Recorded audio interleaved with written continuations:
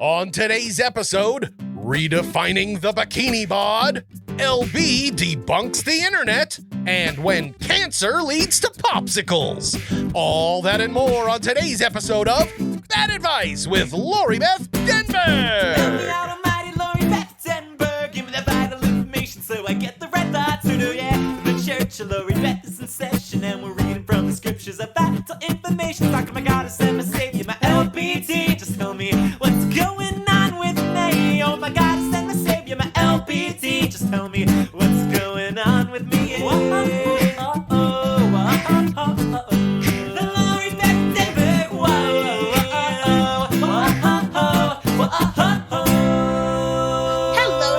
Hello. This is Lori Beth Denberg, and welcome to the Bad Advice Podcast. Woo! With me, as always, is Clark Crozer. Hello. Hello, Clark. How are you? I am doing okay. Good. I feel a little fresh. Yeah? I feel a little excited. Yeah, you ready for a new show today? I am ready for a new show today. Yeah, it kind of clears the sinuses, Exactly. right? That and the giant blob of wasabi I just ate. So how's everything been going for you?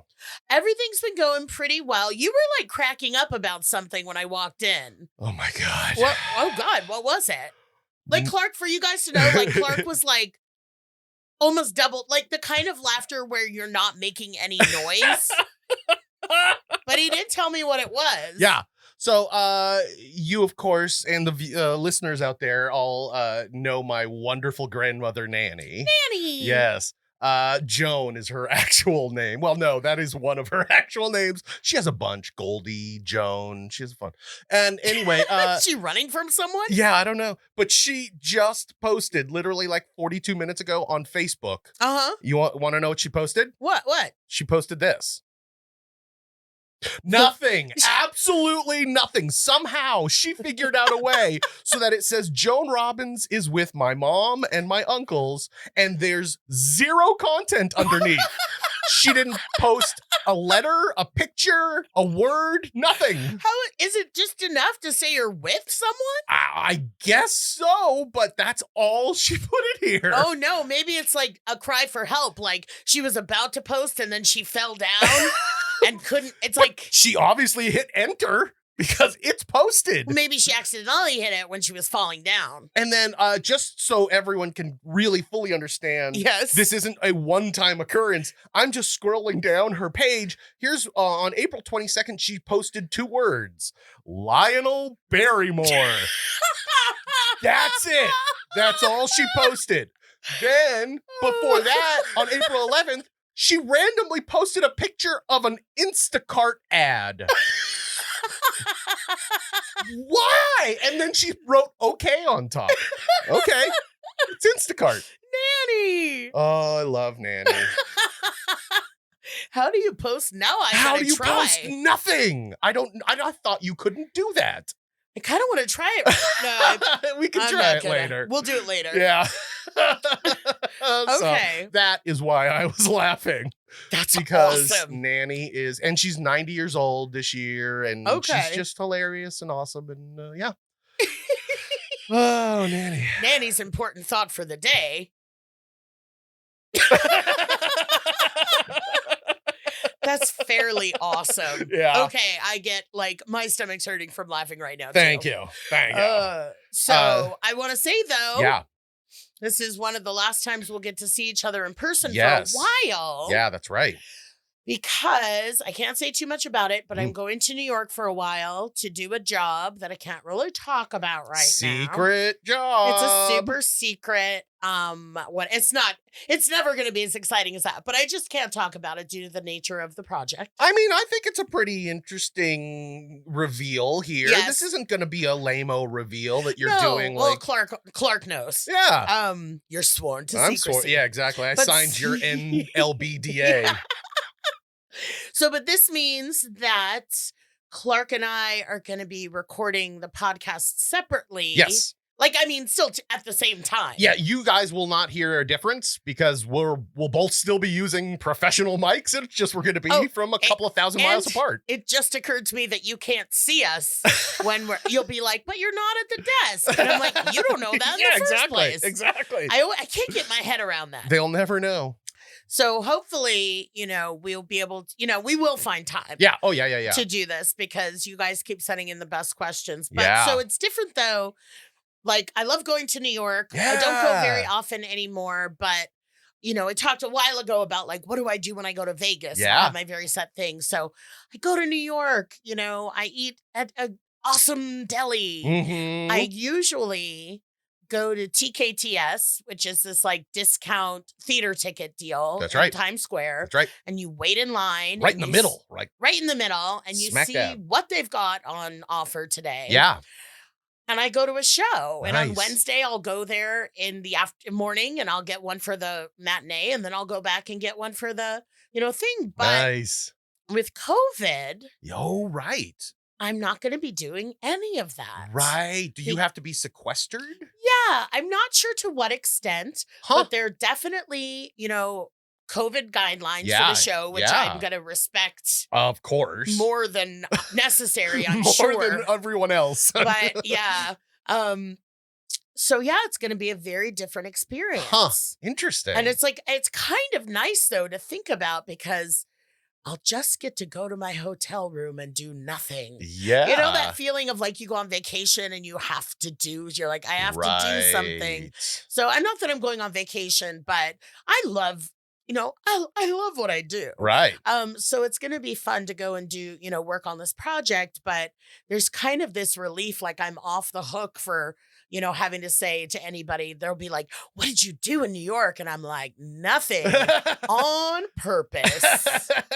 But that's crazy because you do have a few days here and there in the shoot process where you have nothing that you have to do. They're dark for you. And you still won't be able to go out and do anything. No, and I'm looking forward to absolutely, with no guilt, sleeping 24 hours. It's like, I can't go anywhere. I'll have to have some food delivered to my hotel. I'll have a hotel. Just keep in mind, when you're not when you're not filming, there's a possibility you might have to do this too. Like, you can't just sleep.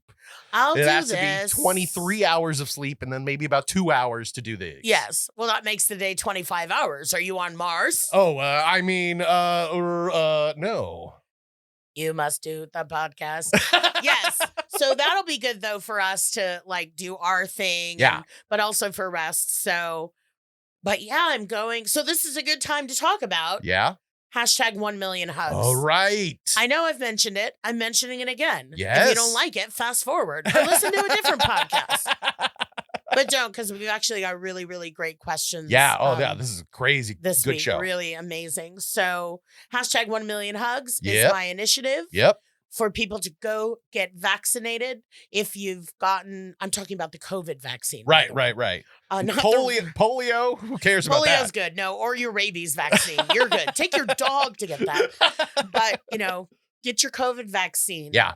If you've gotten your first one, get your second and get it on time. Don't flake on this because we are looking for Dr. Fauci himself to tell me personally or through an intermediary that we are good to go forth with my plan to go to cities, towns, provinces, counties, whatever it is across the United States, set up a booth and give 1 million hugs. So the hugs only count if they're from the booth? Oh. Like I was going to say, if you're going to New York, you're going to start seeing people that you have not seen ever before. Maybe a few people you've met a few times.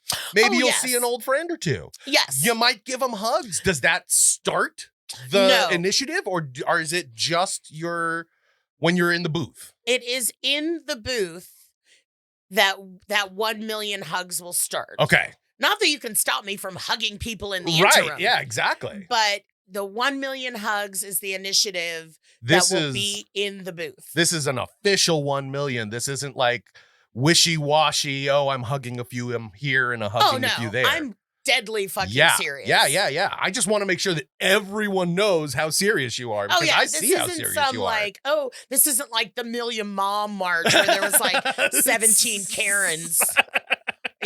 This is a for real. This is me hoping I have at least 1 million people who would want a hug from me. I hadn't thought about that.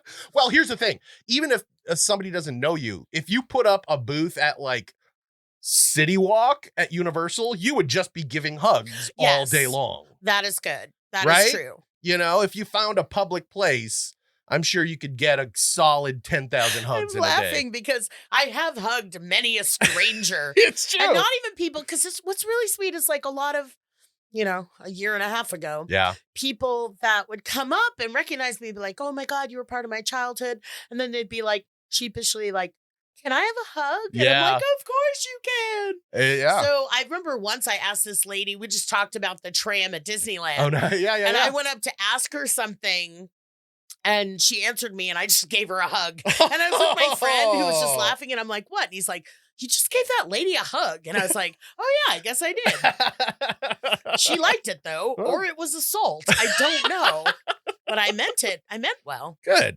So anyway. Yes. Hashtag 1 million hugs. Yes. Spread the word. It's coming. It's coming. All right. I love it. Well, before we get that started, why don't we do a few questions? Okay. We'll answer a few questions today and help a couple of people along the way. Our first question is from Bailey. And Bailey says, now that I'm fully vaccinated, I'm looking forward to a beach vacation. I'm a plus-size woman, and I have been inspired by Nicole Byer's photo book of her in bikinis. Oh. So fat, so brave. And I bought one myself. However, I'm terrified to wear it outside of my backyard. Do I expose my plus-size midriff to the world, or is it best left for my pool at home? Bailey. That's from Bailey. Well, Bailey, you started off by saying you're vaccinated, so you're hug number 1. Write in, write in for a pitch for your town. Right. To be first on the travel docket. The hug train. On the hug train.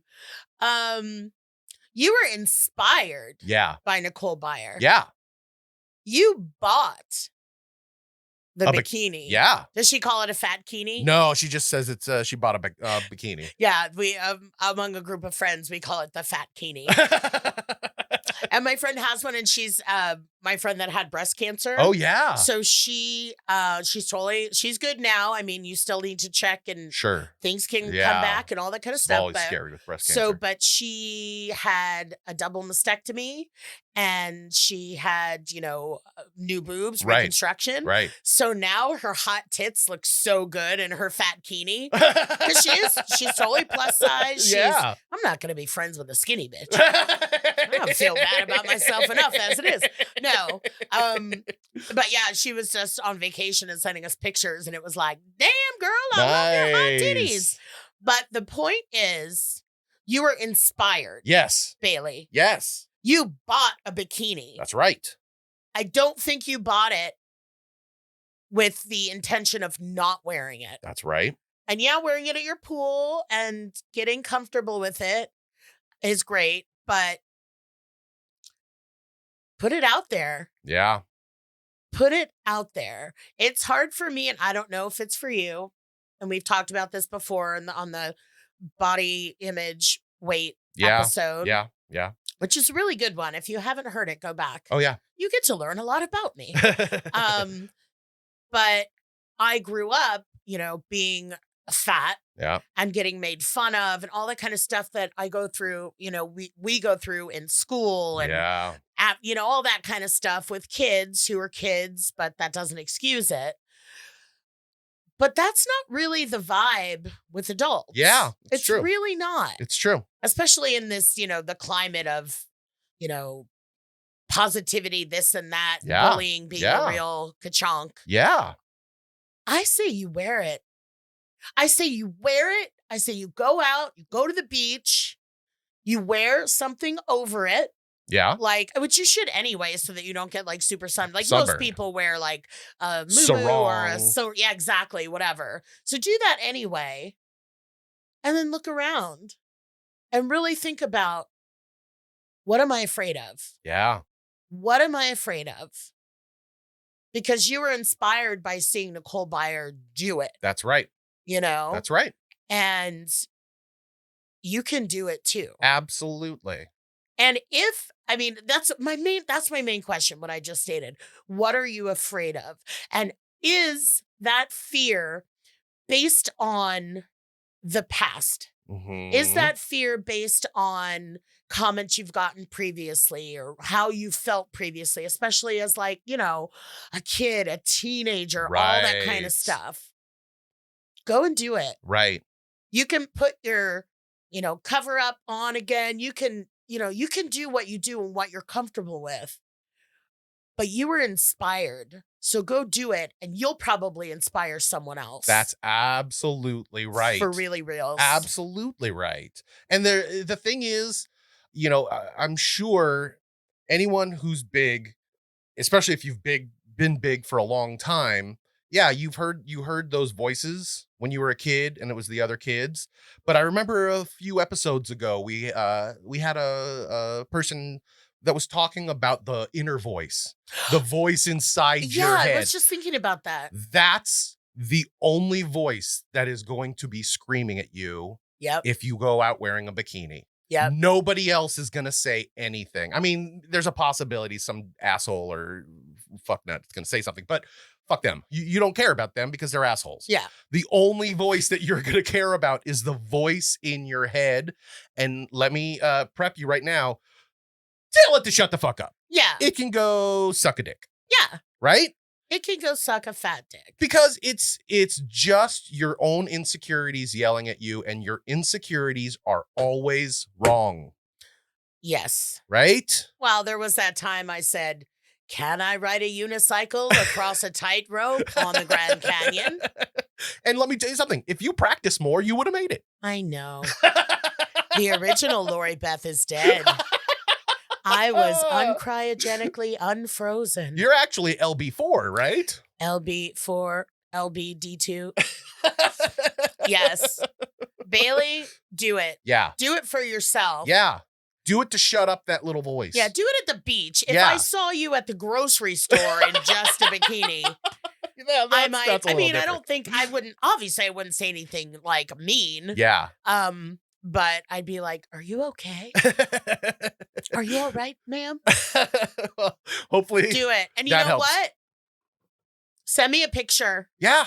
It's not like I'm going to post it anywhere or anything like that. It doesn't have to be public. Send me a picture of bravery. Yeah. That's a wonderful idea. I love that. That's fantastic. Do it, babe, and wear sunblock because of Wear everything sunblock, else. please. Oh God, I'm shocked. We remember a week or two I went to Disneyland. Uh-huh. I was outside all day long. I was sure I was going to get burned, and I cannot believe I didn't get burned. I was outside for hours. Nice work. My skin is like gotten to the point now where it just doesn't burn anymore. It's burned so much. I am leathery and invincible. Exactly. Anyway, all right, we're moving on. Yeah. Bailey, thank you so much. Thanks, bub. Number 2 question of the day is from Jamie. And Jamie says, "Hi, Lori Beth. A couple of years back, I met a guy off Grindr. We fooled around a few times and I became very smitten with him. Later on, we then became an item. And after a while, he started taking advantage of me financially. As we do sometimes, we sometimes look the other way when we love someone. But after a while, I cut off communication with him after I had enough of being used. Months passed and he texted me, and out of sheer loneliness, I replied back. And long story short, we reconnected. Fast forward to the present, I haven't learned my lesson and I'm back at square one, still being used. I know he's wrong for me, but I just can't seem to let him go, no matter how hard I try. Part of me believes he does love and care for me, based on the sincerity of who he is when he's with me. But the other part of me believes it's all just an act. I'm at my wit's end. I know he's bad for me, and I just can't seem to walk away. Help." Jamie. Well, first I'm going to veer off, as we often do, because I love that you use the word smitten. Yes. And it made me remember my same best friend who has hot titties now. Yes.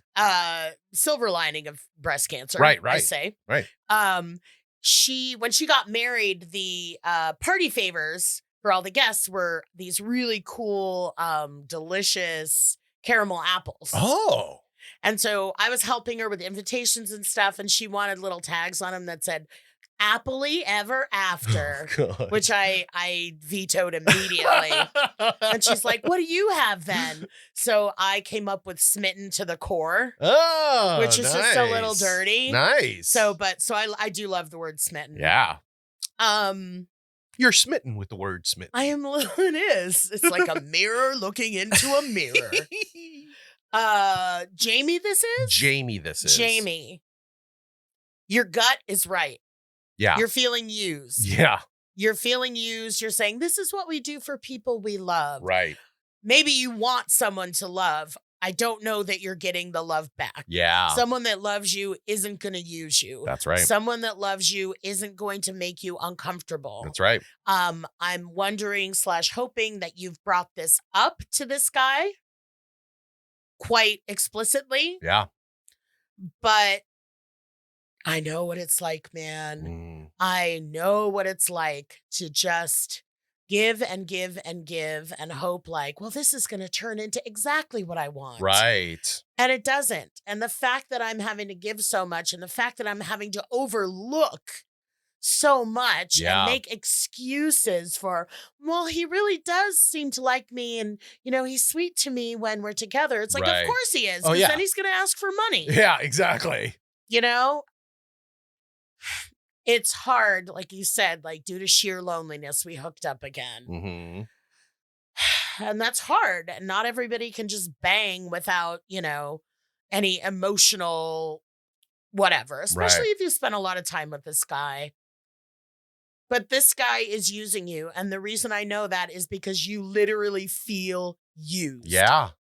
And that's gross and that's dirty. Yeah. What I mean by that is like, I know what that feels like. Yeah. It made me feel gross and dirty and less than. And like, is this the best I can do? Maybe this is just the best I can do and I have to put up with it. Right. And you don't. No. You really, really don't.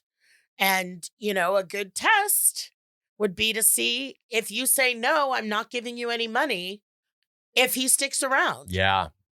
And that's kind of the most you can do, but to ground yourself and say, I don't like the way this feels. Mm-hmm. This relationship is making me feel shitty and used. Yes. And that's not imagined.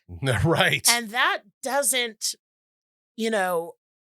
that's not, swept under the carpet by like, but it's really nice when we're together. Right. Because it's really nice when I'm together with anyone. Sure. That's what I'm after. The comfort, the sex, the pleasure, whatever it is. Companionship at the very base of it. But if the rest of it is pit in my stomach, feeling awful, feeling used, feeling stupid, that's what's more important. Right. And the rest is me hoping and pretending that this person who's not respecting me and not giving me what I need is going to somehow do it if I keep giving. Let me ask you a question. Okay. Will I give you money? No. What's in it for me, Clark? Your previous relationships, I don't think any of the guys were trying to use you for your money. Oh, no. But they were definitely stealing time. They were stealing your patience, your love. Yes. They were doing all the same kind of stuff, but it wasn't money. Yeah. Do you think if it's just money, let's say one of your exes, the only thing bad about them was that they kept spending your money, is that as emotionally hard to get over as the stuff that they were doing, which was like lying to you and Yeah. you know what I'm saying? No, I do. Could the monetary thing be something that maybe, I don't know about Jamie, but anyone could get over and be like, okay, they spend a lot of my money, but they do seem to love me and care about me, blah, blah, blah.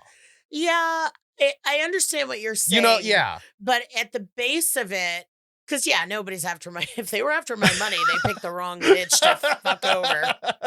Because I was always like, can you buy lunch? I have no money. They highly overestimate how much Nickelodeon pays their kid stars. Exactly. Ugh. But it's more, it speaks to that feeling that I feel like I have in common with Jamie. Yes. Of wanting to get to that place where I'm getting what I want. Right. What I need. Right. And I'm chasing it. Exactly. And it's clearly not enough for Jamie because No, it's otherwise not. Jamie wouldn't have written us. Yeah. In my case, it was like, let me do as much as I can for you. Let me help you with this. Let Right. me, it's stuff that I would do anyway. You know me. Of course. I'm a good friend. Somebody told me that. They're like, you're a good friend. Yeah. And I just, I'm going to be supportive. I'm going to be really supportive of whoever I'm with. Right. Because I can go out and run the world. Right. But I need someone who's going to replenish me with the love and companionship, whatever I express to them that I need in a relationship. Exactly. And that's where I gave and gave and gave with this. I knew fucking justification and lying to myself that it was coming. I'll just keep giving. It's coming. It's coming. Based on what they say. They do like to spend time with me. They did buy me a great Christmas present. Right. But overall, I was just bleeding out everything I could give and not getting the things that I needed back. And I feel like if this was the kind of relationship that I was talking about, where it was, yeah, the significant other spends a lot, but damn, they love me. They love being with me. I love spending time with them.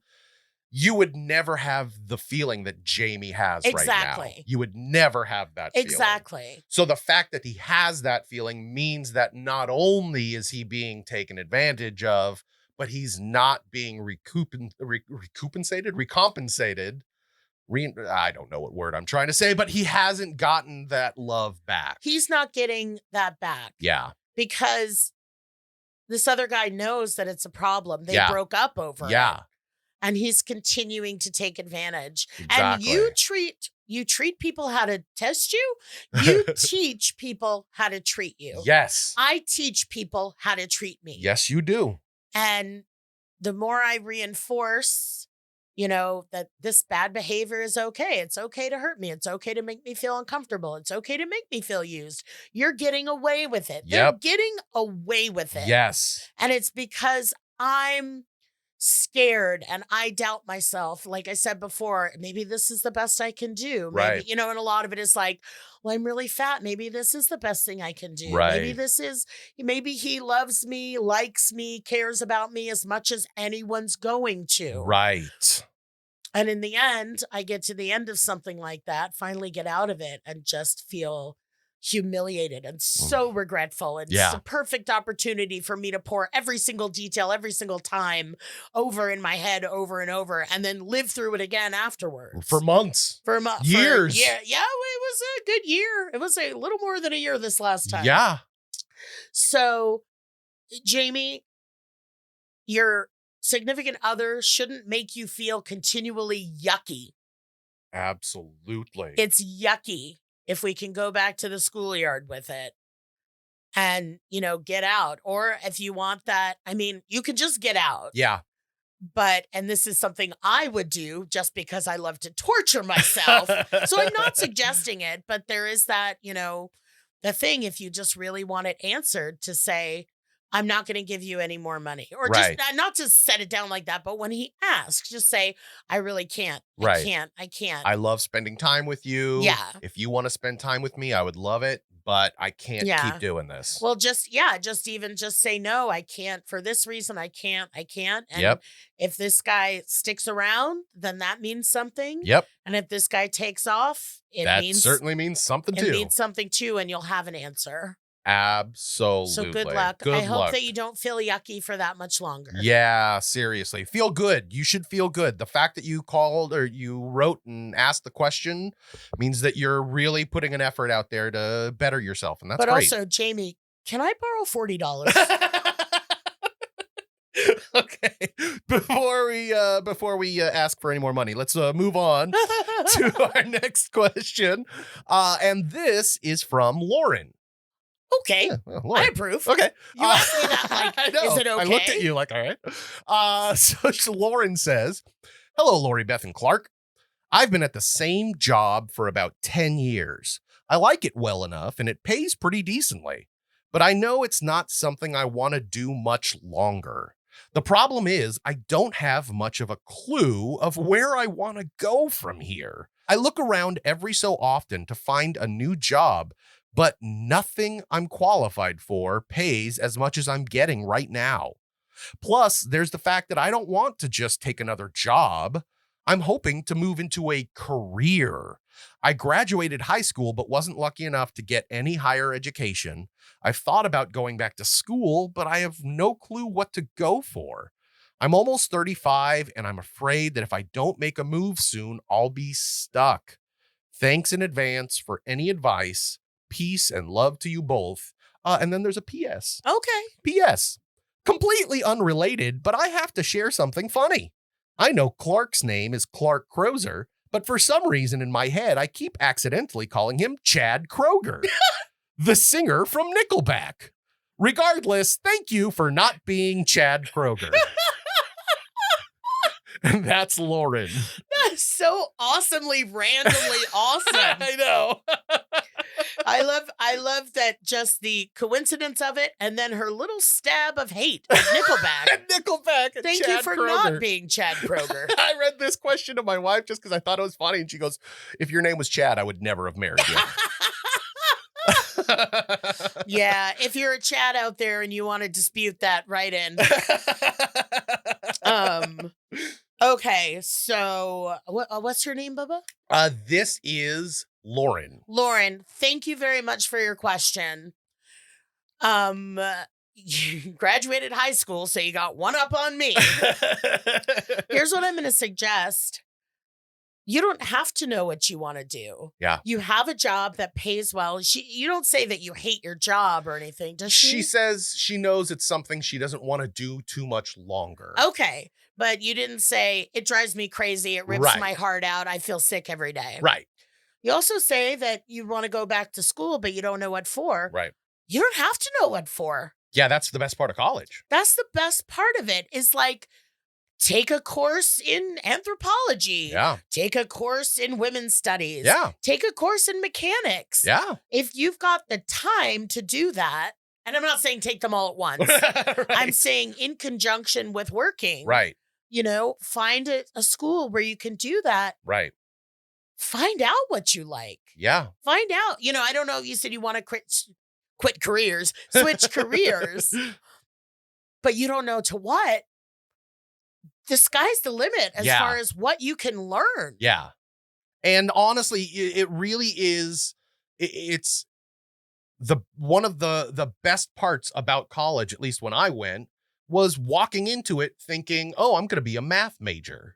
And then midway through, I find out, oh, wait, I have dyslexia. Oops. And then I know, okay, well, now that I know I have dyslexia, now I can start actually going back to English because I know how to compensate for my dyslexia. Gotcha. So then all of a sudden, now I'm an English major and I walked out of college with a degree in English. Nice. Because, that's just what happens when you go to college. You learn more stuff about yourself. The more classes you take, the more you learn about yourself. And you can kind of start funneling down into what you want to do, where you want to go. You know, I know you say you don't want to do this that much longer. Maybe you're bored, maybe you're discouraged. But if you're taking a class at night, online or in person now, I'm sure there's some colleges being collegey. Sure. And you have something else to stimulate you. Yeah. That might be enough to like give you a boost. Right. You know, and then maybe you take another one and then you find what gives you a spark. Yeah, it honestly doesn't even have to be like you're going there to get a degree. Mm-hmm. Just go to take some classes. Go to a junior college. Go to a community college. Find classes that interest you. You'll find your spark if you go out and look. I agree. Clark looked at me like, what do you got to say about that? I think I agree. I think, Lauren, it's awesome that you even had the thought of going back to school and seeing what's what. And that's the deal is like, you know, people, you and I, we didn't go to college. You and I, Lauren, Clark did, as he just rubbed my nose in. But there is a lot of stuff that I'd probably be interested in. There's, you know, I don't know anything about syllabi. I know it's not syllabuses. But if it is, I ride the short syllabus. But which is probably a really offensive thing to say. Yeah, that's pretty bad. Don't forget, I'm a comedian, and this is called Bad Advice, so you can't sue me for anything.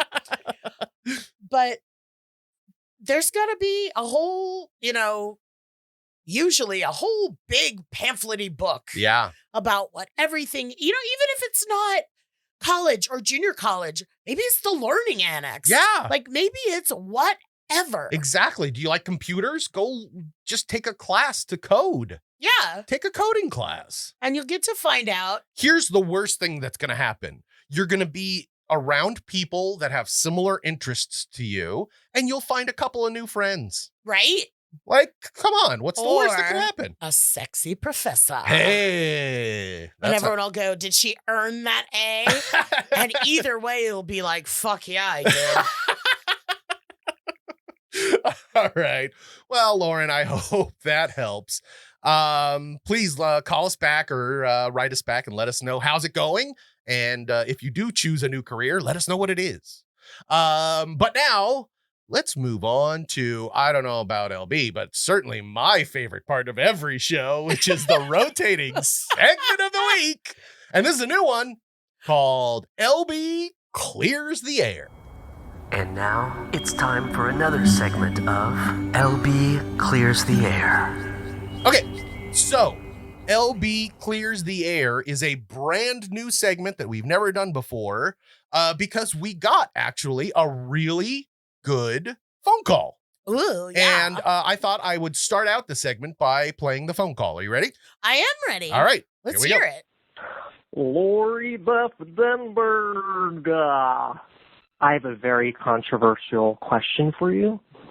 Okay, so it's not that controversial, but it's about you, and this is your podcast, so I thought, what better way to clear this rumor up than to go straight to the source? So there is a meme that's been going around for a few years now with your photo. I'm sure you've seen it. It's been shared all over Instagram, all over Facebook. It looks like it's a screenshot from something that you were hosting on Nickelodeon. And the caption says, "That was a great episode of Rugrats. I kind of want to die, but Nickelodeon has me on suicide watch. Anyway, Doug is on next. Stay tuned." Was this really said? This could definitely not fly in today's times. It's funny, yet at the same time, kind of not. But I just thought you could shed some light on this. And I also got to say, I loved your portrayal of Lydia Liza Gutman. Okay. That guy, I don't think he ever says his name. Oh, but goodness. he did say it was a controversial question. Yeah. Okay. So. Here we go. Yeah. First of all. Clearing the air. Well, thank you for your love for Lydia Liza Gutman from the Steve Harvey Show.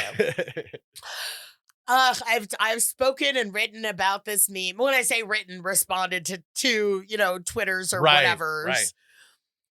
Oh, you could never get away with saying that now. Obviously, I didn't say it then. Yes. That picture is Yeah. actually from a New Year's Eve Oh, wow. that I hosted with Mike Morona, Oh. my dearest love, in Orlando, right near the Slime Geyser, whatever year it was, 90, whatever. Wow. Probably 90, 97, 98? No, I was already toward the Steve Harvey show then. Oh, okay. It would have been 90, 95, 96, something like that. So, no, I did not say on Nickelodeon that I wanted to die and that Nickelodeon has me on suicide watch. Well, let me just throw I might something. have felt that way. Let me just say one thing. There's a reason why this meme is so funny to me, because Okay. it does feel like it would be a joke that you would have told Oh, yes. back in those times. Absolutely something That I would be say. 100% a joke that you would have told me at that age. Well, this is a joke I would tell you today. Yeah, it's true. Suicide is hilarious. No, but it's like, yeah, it's the dark humor, Yeah. which is definitely me. You. But no, I did not say that on the air. And I've spoken about it. I think I talked about it on a Danny and Mike podcast. Okay. And somebody did put the meme up again. It comes up on the, social medias. Mhm. And they were like, did she really say this? And then other people are chiming in. No, she talked about it on Danny and Mike. And, and she said she didn't. And then they put the link up to that episode. Wow. This whole thing. And then one guy I remember was like, who is that? And they were like, what do you mean, who is that? It's Lori Beth Denberg. And he was like, sorry, I didn't know. It was this whole stream, which made me laugh really hard. You know what shocks me really quick? And I know this is going to be a little bit of an aside, but Okay. how do people have all of these random specials from 25 years ago that have never been released and they've never been replayed? And they have this screenshot. And they have a screenshot or they have a clip from it. Like, how do these people have such obscure Nickelodeon content? It's the dark web. Man, it's unbelievable. I swear to God, there must have been somebody just recording 24 hours a day. They just have a whole room full of VHS tapes. Yes. Anyway. Well, that's comforting and creepy. Just my poster on the wall. They kiss it every day. So for the record, Yes. I did do a New Year's Eve thing with Right. Michael Morona. Right. I probably have said many times in my Nickelodeon years, that was a great episode of Rugrats and Doug is on next. Right. But everything in the middle is fake. Okay. And this is why you shouldn't and shan't trust things you read on the internet. Okay, can we go through just a couple more though? Okay. You have more to. Well, since the unnamed phone caller Yes. brought it up, why don't we throw out a couple of other things that Okay. people kind of say to you? Gotcha. Are you Natalie from Facts of Life? I am not Natalie from Facts of Life. Okay. Her name is Mindy Cohn. That's right. I would get asked a lot, Okay. especially back when I was doing Nickelodeon. Not Yeah. so much now at all. Right. But people would, and I don't expect people to know everything all the time, but I would get asked if I was on Facts of Life. And it's Mindy Cohn, who we do look very similar. I don't know Yeah. how similar we look now. Yeah. But back in the day, there actually was that thing where it's like, who's your doppelganger? Put up a picture, your profile picture on Facebook. And I put up Mindy Cohn Nice. from Facts of Life. Nice. And everyone was like, she could be her twin. She was also just very chipper personality She was wise. very chipper. She was chubby. She had the bouncy hair. Yeah. All A this lot stuff. of similarities. So I got a lot of people asking me because they recognize you from somewhere. Yeah. And they don't quite know where. And they go, were you on Facts of Life? Yeah. And I'd be like, nope, no. that wasn't me. But the funny thing to me at the time was Facts of Life was in the 80s. Yeah. Right? Yeah. And this was the late 90s. Right. So But it was, you looked like Mindy Cohn from the 80s. Exactly. So it was like, yeah, if she was a time traveler from season Exactly. 1, that would be me. So that was always the weird thing to me. I'm like, when's the last time you watched Facts of Life? And Mindy Cohn's awesome. Yes, she is. Possum. Yeah. But I am not Mindy Cohn from Facts of Life. Okay, that's a good one. And then the other one that I do hear and that I read online sometimes is that somehow you were fed the answers to the figure it out questions. Oh, yes. This is my favorite conspiracy of all time. Oh, yeah. Well, it's not really. Actually, my favorite conspiracy. We might have even talked about this on the show. Yeah. That there was a conspiracy that I was murdered and stabbed in like a whatever. What? And, No. oh, yeah. No, it was just, I mean, it wasn't big. Oh. But it was like, she's dead. She got stabbed. Wow. And I was like, I am famous now. There is a death hoax about me. This was 25 years ago. And That's I was crazy. like, that is awesome. Yeah. But no, this thing about figure it out. Yes. It doesn't bother me. But if anything was going to bother me a little bit, it's this, because I totally feel like we've talked about this before, but I will reiterate in case we have, and I will tell you for the first time in case we haven't. There are super strict laws Yes. that govern how a game show is done. Right. And they were followed to a T. Right. The panel were sequestered. We didn't know anything. And that was really, really, really enforced. That's interesting because when you think of game shows and being enforced by the old, what was the game show, the quiz show? Quiz show, yes. Yeah. Oh, no, that was the name of the movie. I forget what the name of the actual game show was called. Yeah. But anyway, you always think about adult game shows, right? Yes. You think of Jeopardy or Wheel of Fortune. You don't think of Nickelodeon game shows. You're like, oh, well, they're just kids. I'm sure they don't have anybody caring whether they're following standards and practices or anything. Well, no, it's not the kids, because the conspiracy is that Nickelodeon gave me the answer. So I was really good at the game. Right. I took it probably too seriously. Yeah. What is the Facebook group called? It's a Facebook group called Lori Beth Denberg Ruined My Life. Yes. Based on the concept that I was so good at figuring it out. But then taking that a step cuckoo bananas further, right. The concept was that I was given the answers by Nickelodeon so that I could guess it, and then they wouldn't have to pay for the kid to have the grand prize, and then I would get a kickback. Oh, nice. So what's funny to me is, that's so involved. Nickelodeon would never give you a kickback. Exactly. That's the one part that doesn't hold up. Everything else rings true, but that, no way. Yeah, but then it's also like they have a cajillion dollars. Yeah. The places that are giving them the vacations for the big prizes are paying for it. Yeah. It's advertising. Like, there's so much. Not that I expect kids to know that. Yeah. Do some research into all of this. But so it's totally not true. Yeah. I was just really good at figuring it out. Yeah. And I didn't mean to ruin anyone's life. Yeah. But I was not sad to see a group named that when Yeah, I got on that's- Facebook. That's pretty I was awesome. like, that's okay with me. I was so happy when I found out about that Facebook Yes. group. But okay, that's so great that we've cleared the air. Yeah. We've gone through the conspiracy theories. Well, what happened was I felt so bad about that conspiracy theory that I wanted to kill myself, but Nickelodeon had me on suicide watch. Okay, good. That's the only reason I'm talking to you today. Well, that's so good. Thank you, Nickelodeon. Always there for their kids. Okay. That was good. That was fun. Let's move on to our final question of the week. And it's another phone call question. And this is a deep one. This is Adam. Let's say hi to Adam. He has some pretty deep questions for you, Lori. Okay. Ready? Here we go. Hi, Lori Beth. Hi, Clark. My name is Adam. I'm 31 years old. I'm calling from New York City. I'm sorry, my voice is a little shot. I'm having some pain in my throat.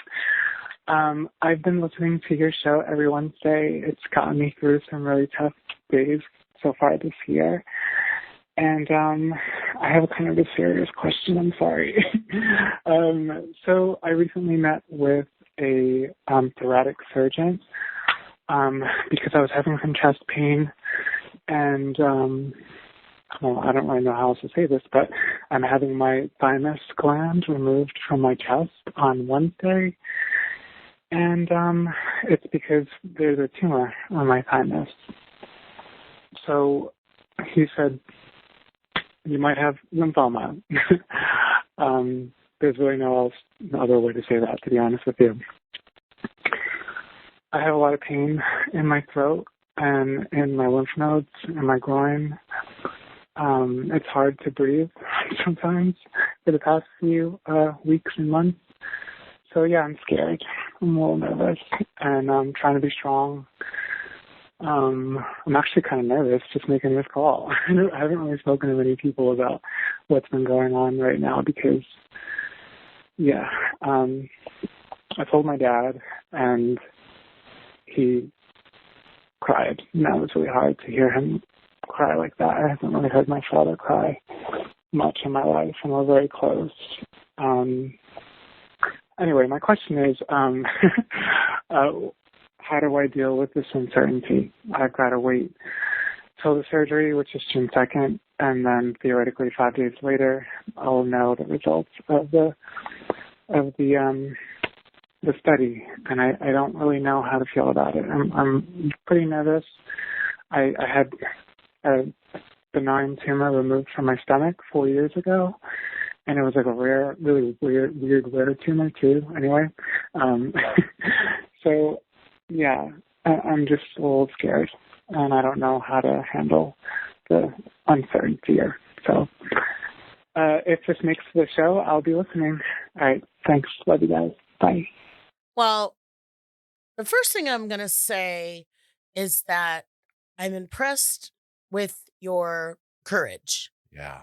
Because, I mean, just at the base of things, there's a lot of people who would have been too scared to go to the doctor. Yeah. Yeah. And the fact that you did that is really admirable. Yeah. And I'm really proud of you for knowing something was wrong and going to get it, checked out, going to see what's the answer. Especially if he had already gone through an event where he was getting a benign tumor removed. Like, you've already gone through it and you're still checking in for more. That is very good. That's really amazing. Yeah. And I'm so sorry you're going through this. I'm glad. It sounds like you have your dad or both your parents, I don't know, with you, supporting you. The diagnosis is going to be what it's going to be. Yes, it is. And there, if you're familiar with 12-step, or sobriety stuff, you're going to hear a little bit of this now, but it's really got what I've got to work with. You're powerless. You have no control over what the biopsy of it is once it's taken out and any of that. It's out of our hands. Yeah. And what you do in the middle of that is what you're asking. And that's such a great thing to ask because a lot of people would just lose their shit, hide under the covers, go out binge drinking, go out, fucking random people, go out doing anything to self-destruct or to just, do self-destructive things to distract themselves. Right. And that isn't a great way to spend 5 really important days of your life. Yeah. And the fact that you're thinking about that is really, really admirable. Yeah. So here's my best advice, and this is what, sprang out to me, is you take the next right action. In whatever I'm doing, it's like, what's the next right action? That could be something as small as like, I got to get up when my alarm goes off, or this is going to happen, this is going to happen, this is going to happen. For you, it's going to be so easy. And I know for other people, I mean, I talked before in this show about my friend that has breast cancer. Had breast cancer, and we're waiting. I happen to be with her the day she was diagnosed when the doctor called at 9:00. And when a doctor calls at 9:00, it's not great news. That's 9:00 at night. absolutely right. So it's funny that just even came up this time. Yeah.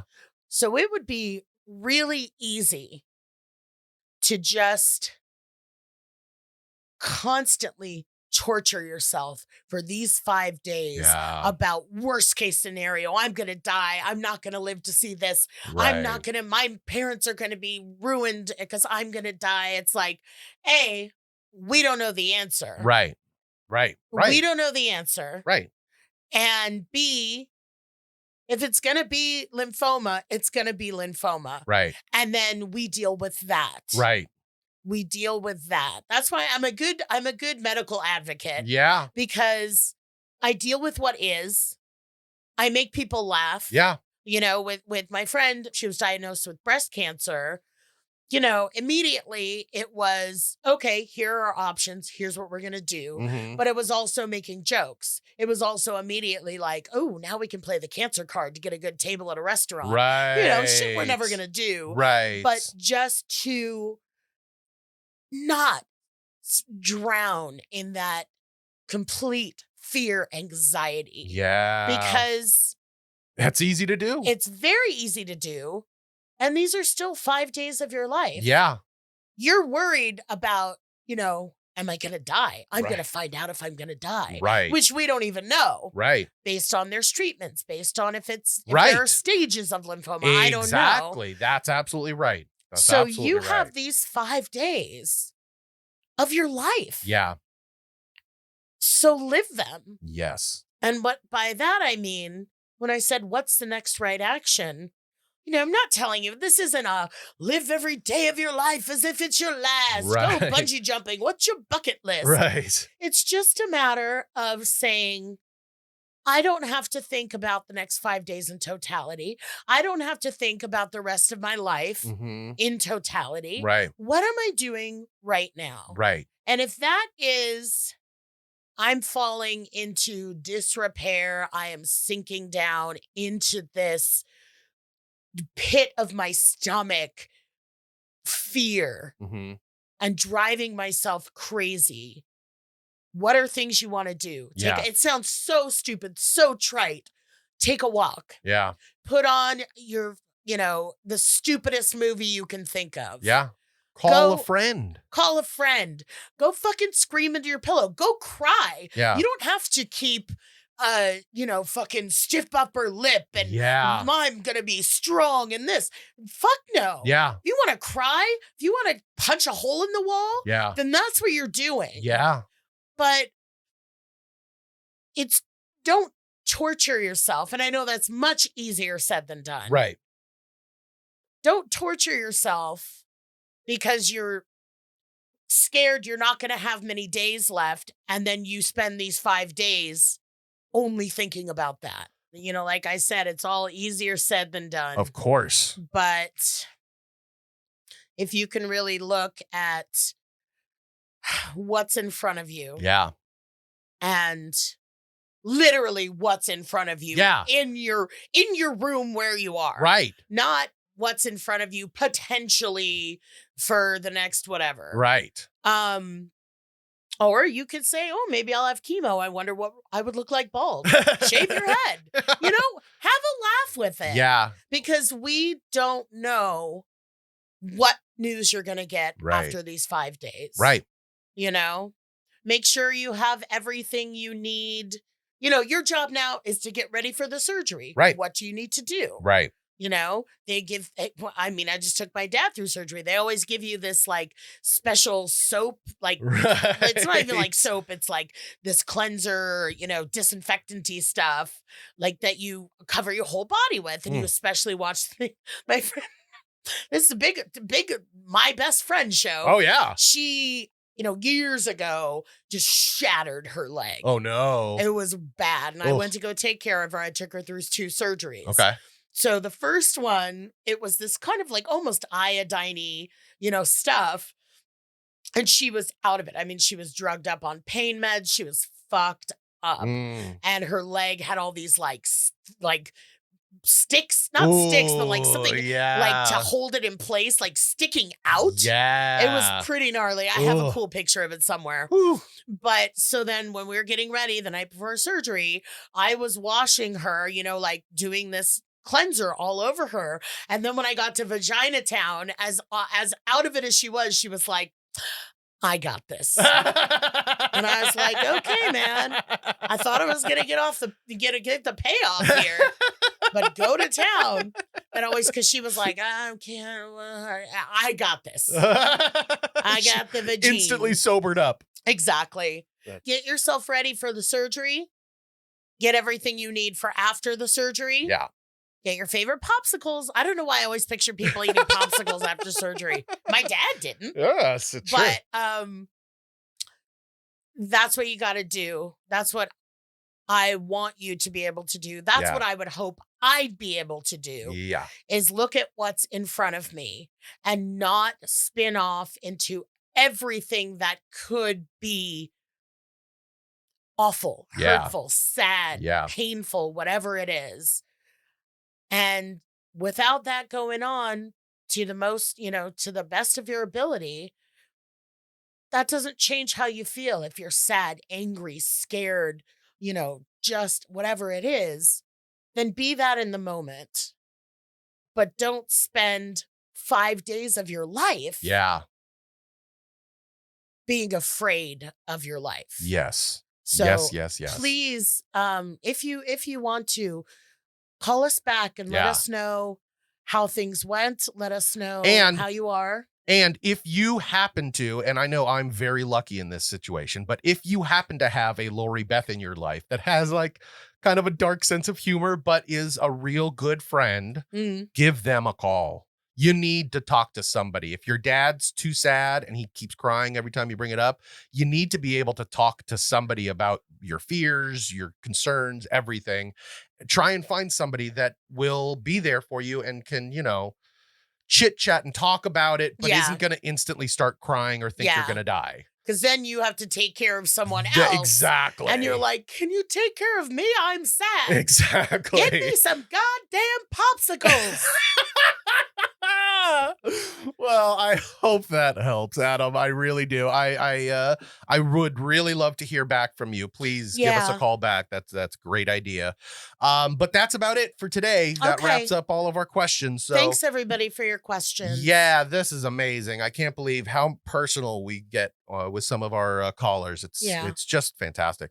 If you have a question out there or a decision that's weighing heavily on you, you need to send it to us and let LB ease your burden. If you have a good one, especially any big decisions you might be having, send it to us at askloribeth.com.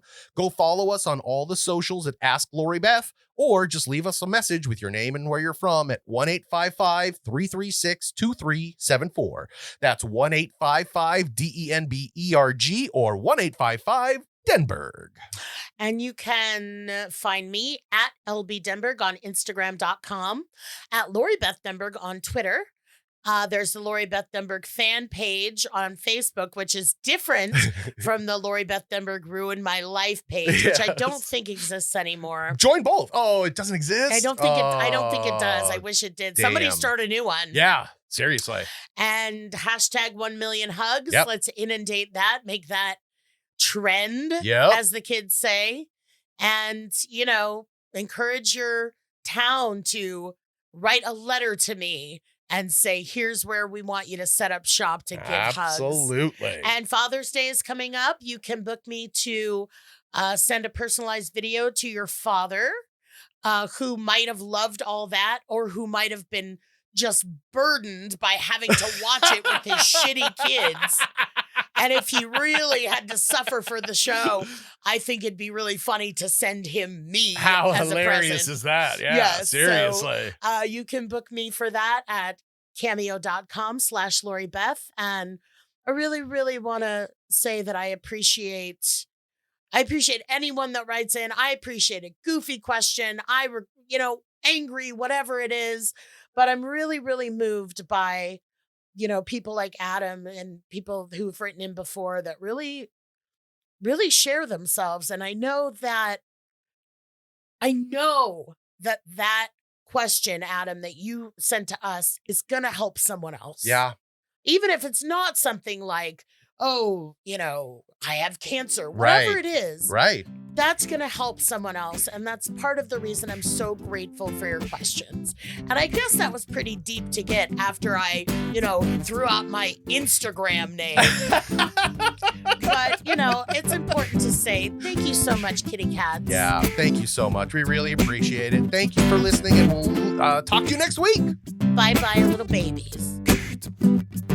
Bad Advice stars Lori Beth Denberg and Clark Crozer. The show is produced by me, Jeremy Balon, and part of the Seltzer Kings network.